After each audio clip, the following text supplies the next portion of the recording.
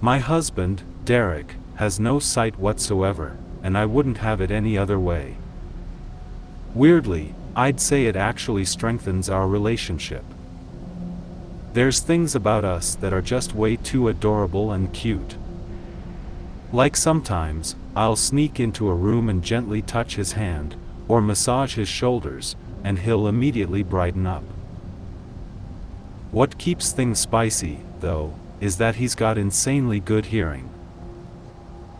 The slightest floorboard creak perks his ears up, then he'll crane his head in my direction and say, "Morning, Charlotte." I always get the better of him, though. I'll soundlessly sneak up on him and slide my hands around his waist from behind, a little surprise attack hug. He always sulks whenever I catch him off guard like that. It's adorable. He's got a wicked sense of humor too. Just last week, while reading the paper, I said, "Did you see another kid's gone missing?" "That's the third one this year." "I didn't see anything," he replied, deadpan. The major bonus, though, and the thing that torpedoed a few of my previous relationships, is how there's no need to dress up every day. Take this morning, for instance. Our country's experiencing a heat wave right now, and I'd get a tan from standing directly beneath a 60-watt bulb for too long, so you can imagine what it's been like. When I rolled out of bed and pulled the curtains apart, I figured, to hell with it. Let's go au naturel. As usual, my husband woke up a little later and shuffled into the kitchen, fawning for his morning cuddle. "Where are you?" he called out, a grin spreading across his face. "Do you want to play Marco Polo?" A game of Marco Polo usually, and by usually, I mean always, ends with us horizontal on the bed, or the lounge sofa, or the dining room table, or the bathtub. But the idea of steaming up the windows when I was already sweating buckets and hadn't eaten breakfast yet? No thank you. Unencumbered by my human suit, I silently scurried up the wall onto the ceiling, careful to keep my coffee cup angled vertically the entire time. 3 of my arms clung to the roof, my bulging thorax dangling mere inches above Derek's skull. After a few seconds of feeling his way around the central island, he wandered into the hallway, defeated. Then I crept toward the corner, where I'd encased the young boy from the newspaper in a web. As I munched on what remained of a left thigh, his jaundiced face twitched wildly. He wasn't quite dead, but my toxins kept him sedated enough that he couldn't make any noise or wriggle free. After breakfast, I scurried along the ceiling into the bedroom, slipped on my human suit, found Derek in the lounge, dropped directly behind him, and then encased his waist from behind. Chuckling, he spun around. "How do you always sneak up on me like that?"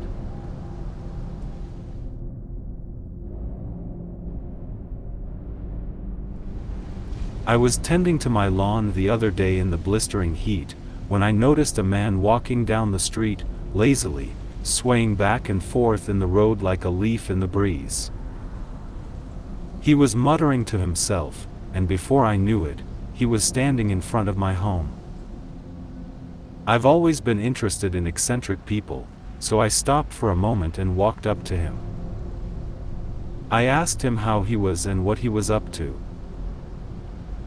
He said that he was good, before briefly pausing to add, "I'm looking for something that's horrible and wonderful all at once." His gaze was intense and I started slowly, almost unnoticeably backing away. "Well," I said, "good luck with that." He said his goodbye as well and kept on walking. Days later, and his words still echoed in my mind. What could he be searching for? Something wonderful and something horrible at the same time. Is there anything that could even be classified as both at once? I filled my brain with morbid thoughts and scenarios, thinking deeply about what exactly would fit the criteria. A mother dying giving birth to her beloved child? No. Someone dying and their organs being used to save a life? No. What could this guy have been looking for? What is it?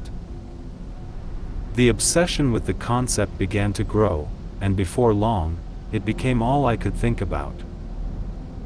Something horrible, something wonderful. It's already a concept, I suppose, something being bittersweet, but to me, the words wonderful and horrible are so much stronger than that. I began to make my preparations. I would see the thing this man had been searching for even if my life depended on it. She was walking down the road when I grabbed her and threw her into my car. She struggled for a moment, but the sight of the pistol was enough to stop her from continuing. She asked me what I wanted. Money? Her life? No. I wanted something horrible and something wonderful at the same time. I kept her in my home for quite a while down in the basement, where no one can hear. I gave her food, water, never harmed a hair on her head. She was there for so long that most people thought she was dead. Until I called the parents. They'd been on TV. I showed them pictures, proof. Told them where I was. My house was surrounded by cops not long after. I brought the girl out from my basement, and we moved to the front door. I opened it, and she ran immediately to her parents. The look on their faces, of horror, of shock, sadness, joy, it was a mixture. The police tackled me and pushed my face into concrete. But I was able to see in the crowd of people that had gathered, the man that started this in the first place.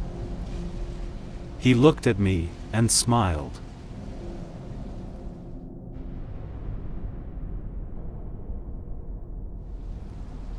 I'm writing in this journal as if it'll do anything. This is day 23 of being in this mental ward. I haven't slept in a week since I keep seeing him. I might as well explain. About 2 weeks before being sent to the mental hospital, I was working hard at my full-time job and trying to make my art career take off. I've been taking drawing lessons at the local community college in my free time. The only problem is that I can barely stay awake when I get home every night, and on the weekends I have to shop for food and catch up on cleaning my apartment, not to mention taking naps to make up for lost sleep. Well, I heard about this new drug called Vivid. It's supposed to be this drug that boosts creativity, improves focus, enhances senses, and overall increases mental functionality. The idea of a pick-me-up that was cheap sounded like a good idea at the time. I was very wrong. One Friday I bought about 14 pills from a contact I was given and headed home. I took one and went to sleep that night. My sleep was deep and comfortable, unlike normal. I woke up early the next morning more refreshed than I had ever been. After breakfast, I would start off the day with a sketch. This sketch turned into a hyper-realistic drawing beyond any skills I had at the time. It was a simple basket of fruit, nothing fancy. I went hour after hour into the day pumping out drawings one by one using varying references from the internet. By nightfall, I would have half a sketchbook full of drawings. I hadn't eaten or taken a break aside from the bathroom. I didn't feel hungry or thirsty either. Skip ahead a week and I'm the most productive employee at my job. This is when things went downhill. I started seeing this demonic figure everywhere just in the corner of my eye. My dreams were getting darker and I was hearing voices in my head. I was prone to anger more often, my anxiety spiked to unnatural levels, and my skin grew pale.